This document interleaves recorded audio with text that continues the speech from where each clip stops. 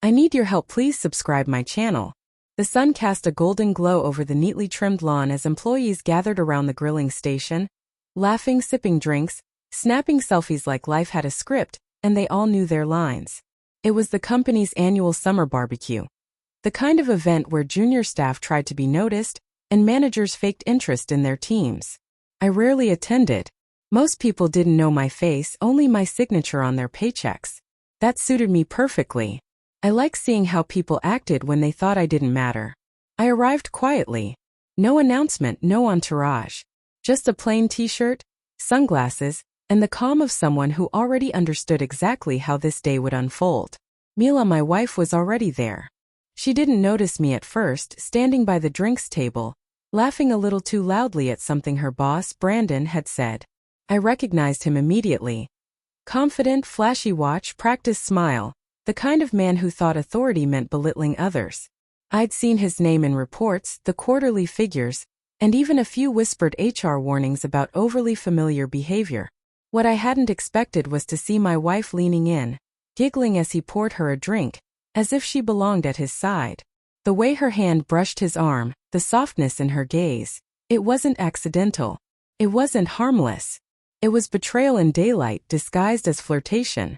I stood about 20 feet away, observing, not with jealousy but with clarity. She hadn't seen me yet, too absorbed in her performance as the devoted employee, the amused companion of a powerful man. At one point she scanned the crowd, probably looking for me. Not finding me, she smirked and whispered something to Brandon. He laughed, loud enough for nearby people to hear.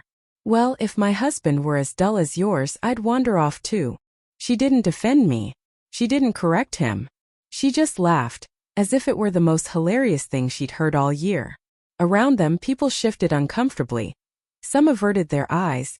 Others watched like this was entertainment. I didn't move. I didn't intervene. I waited. The moment wasn't for me, it was for them. Finally, Mila noticed me. Her smile flickered, then returned, practiced. She walked toward me, wine glass in hand. You made it, she said, her tone bordering on disappointment. Before I could respond, Brandon strode up, hand outstretched, smirk firmly in place. You must be Ma's husband. Nice to meet you. Don't worry, we'll take good care of her. She's practically family. His words were sweet poison.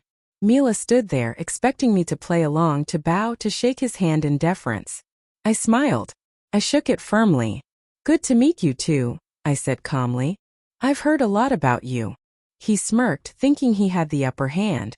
Mila exhaled softly, relief evident. Sure, I would remain silent and obedient like always. Then the company's CEO, Mr. Walters, an older man who had worked alongside me for years, approached. His eyes widened in surprise at seeing me. Clearing his throat, he announced, Ladies and gentlemen, before we continue, I'd like to introduce someone very important to this company. All eyes turned. Conversations stopped. He placed a hand on my shoulder, voice carrying across the lawn. This is Mr. Hayes, the majority owner of this company. Time seemed to freeze. Smiles vanished. Sentences cut off mid-word.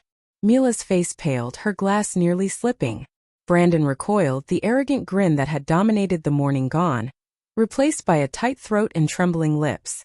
Employees gawked, some at me, some at Mila, then quickly away. She opened her mouth, but no sound emerged. Frozen between a salad bowl and a tray of steaks, she looked small, diminished, not because I wanted it, but because the reality of her betrayal had finally arrived. You own this? She whispered. For the first time in months, she looked tiny, stripped of the arrogance she'd worn so comfortably. I didn't humiliate her. I didn't shout. I didn't deliver a speech. I simply looked at Brandon. We'll talk on Monday privately. Then I turned to Mila, voice soft. Enjoy the barbecue, Mila. And I walked away, calm, composed, free. By the next morning, Brandon had tendered his resignation. Mila packed her belongings in silence. No arguments, no tears, just the quiet sound of a fantasy shattering at her feet. I didn't know, she whispered. You didn't care to, I replied. And that cut the deepest. Not that she betrayed me, but that she believed I was beneath her until the world reminded her who I truly was.